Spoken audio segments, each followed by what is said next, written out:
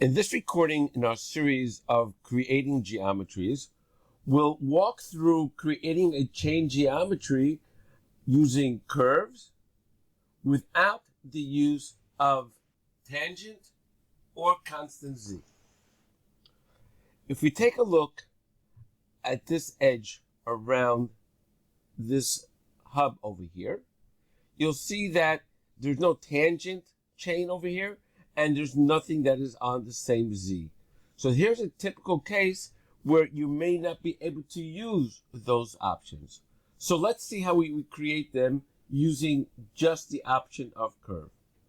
I'll click on the first edge, say over here, and then we will get a hint over here showing us which direction we want to go in.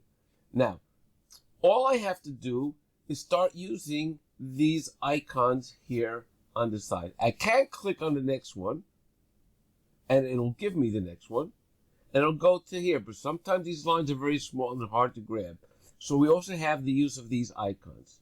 This icon will let it go to the next one as in the suggested direction. And I'll click on it and you'll see it goes further and further out.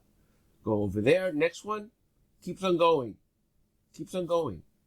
and keeps on going over here. Now let me stop here.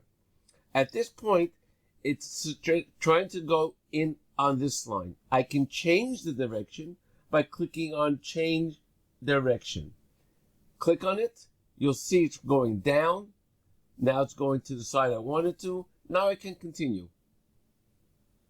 And you see it'll continue going on that way. Just follow those arrows, keep on clicking, and there I've created the entire geometry.